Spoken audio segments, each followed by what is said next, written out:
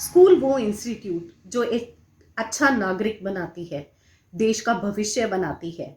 एक ऐसा इंस्टीट्यूट जहाँ से बच्चे निकलते हैं इंजीनियर, डॉक्टर और बड़े बड़े पोस्ट पे, जो बनाते हैं आगे समाज की नींव। एक दिन पहले मैंने एक स्टोरी पोस्ट की थी जिसमें बात की थी कोविड सिचुएशन में एजुकेशनल इंस्टीट्यूट का क्या रवैया रहा है, शिक्षा वर्सेस फीस।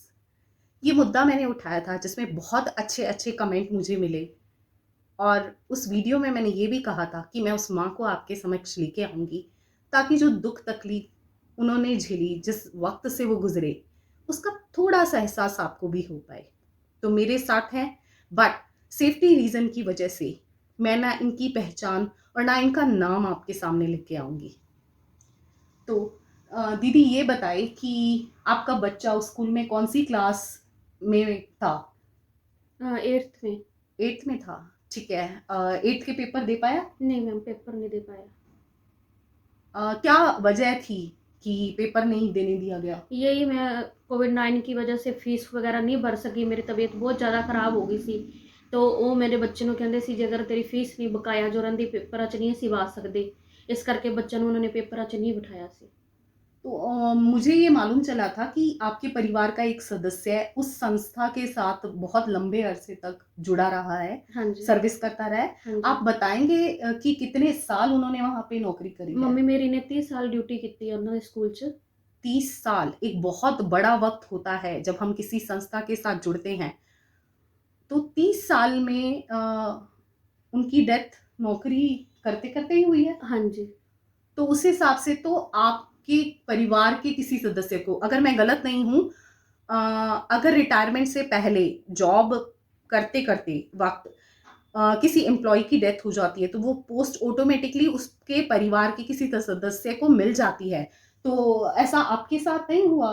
ਨਹੀਂ ਹਮੇ ਕੋਈ ਨੌਕਰੀ ਨਹੀਂ ਦਿੱਤੀ। ਅਸੀਂ ਮੈਡਮ ਦੇ ਬਹੁਤ ਮਿੰਨਤਾਂ ਤਰਲੇ ਕੀਤੇ, ਸਟਾਫ ਦੇ ਵੀ ਸਾਰਿਆਂ ਨੂੰ ਕਿਹਾ ਵੀ ਸਾਡਾ ਸਾਥ ਦਿਓ, ਸਾਨੂੰ ਨੌਕਰੀ ਦਿਓ, ਪਰ ਉਹ ਕਹਿੰਦੇ ਇਹਦੇ ਵਿੱਚ ਕੋਈ ਤੁਹਾਡੀ ਲਿਖਤ नहीं है कि ਤੁਹਾਨੂੰ ਨੌਕਰੀ नहीं मिल सकती। और बच्चों की एजुकेशन, शिक्षा जो थी वो स्कूल करवा रहा था?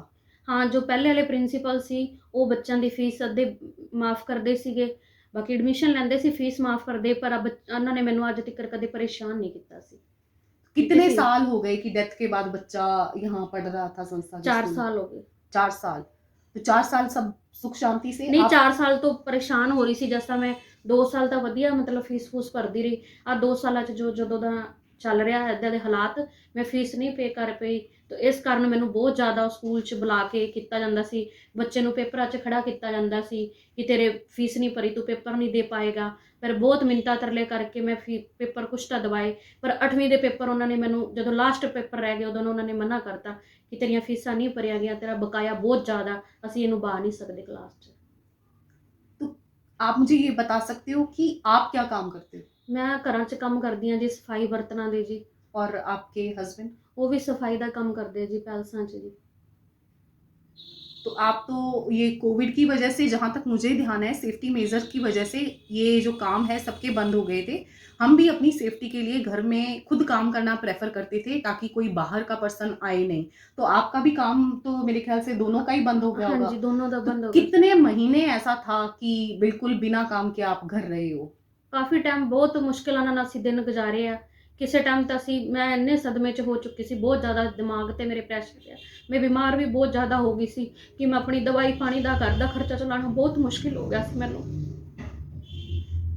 वो समझ सकते हैं उस टाइम में जब बात करते हैं हम, अच्छे अच्छे ऑर्गेनाइजेशन बंद हो गए, उनके अच्छी अच्छी सैलरी लेने वाले एम्प्लॉयज़ जब घर बैठ गए। और हम समझ सकते हैं एक ऐसा पर्सन जो रोज़ ताज़ी कमा रहा है, ताज़ी खा रहा है, उसका घर अगर पिछले कुछ महीनों के लिए कोविड की वजह से कमाई बंद हो गई तो उनके लिए तो घर चलाना और उसके बाद बीमारी और दवाई, ये चीज़ें तो एक लेवल ही अलग हो जाता है। हम ये चीज़ फील कर सकते हैं।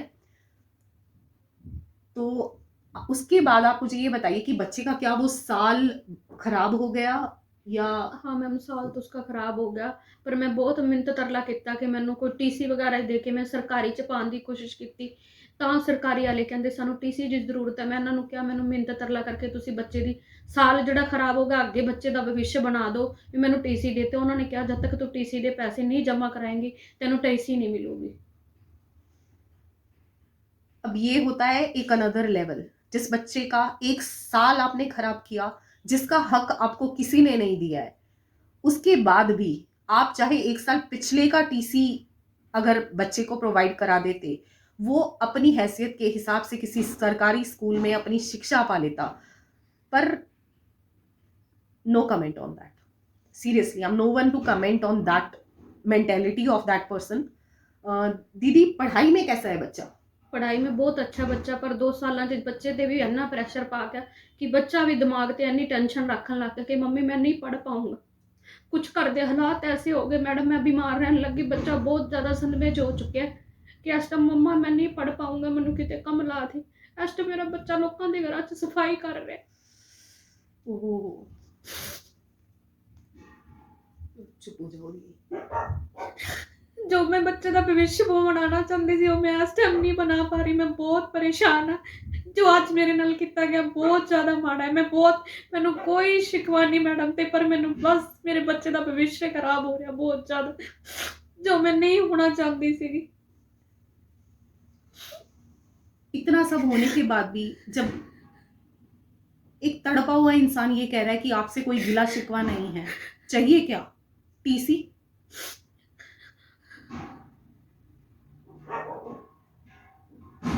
आपसे इतनी रिक्वेस्ट, जो भी इस संस्था के उस पद पर हैं, आप टीसी दे दीजिए ताकि बच्चा स्कूल में पढ़ के अपनी शिक्षा जारी रखे।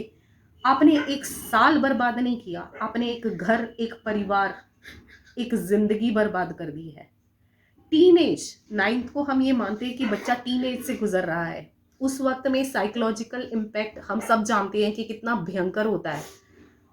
अगर वो बच्चा, ये जो भी प्रेशर डाला जा रहा है, वो प्रेशर के चलते अगर वो कोई भी ऐसा कदम उठाता, तो क्या वो संस्था इस चीज़ की जिम्मेदारी लेती? खैर, इन बातों को हम करने के लिए यहाँ नहीं हैं। आपसे सिर्फ इतनी ही गुजारिश, अगर ये वीडियो आप देख रहे हैं, ये दर्द तकलीफ जो आपकी वजह से या हालात की वजह से एक परिवार भोग रहा है, इनके कष्टों का एक छोटा सा निवारण है। आप बच्चे का टीसी दे दीजिए, उसका भविष्य, उसका करियर, उसकी ज़िंदगी बन जाएगी। जो 1 साल आपने बर्बाद किया, उस चीज़ का भी ये गिला शिकवा नहीं कर रहे हैं। सिर्फ एक टीसी बिना पैसों के, इतनी इंसानियत की उम्मीद हम आपसे कर सकते हैं। और दर्शकों, आप भी अगर रिक्वेस्ट कर सकते हैं उस पर्सन को थ्रू कमेंट कि वो उस बच्चे को सिर्फ टीसी देके अपने बुरे कर्मों को ख़त्म कर सकते हैं, तो वो रिक्वेस्ट एक आप भी उनसे कीजिए, ताकि इस माँ को ये तकलीफ ना हो कि वो अपने बच्चे की ज़िंदगी बर्बाद करने की कहीं कारण रही है, जबकि कारण कोई और है। ये वीडियो देख के ये दर्द तकलीफ महसूस करके आपको समझ आ गया होगा।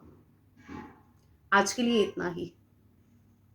ये वीडियो कहीं भी हम किसी की भावनाओं को ठेस नहीं पहुंचा रहे हैं, बट एक तकलीफ है एक एजुकेशनल सिस्टम में कोविड टाइम में, जहां शिक्षा की बजाय फीस को ऊपर रखा है।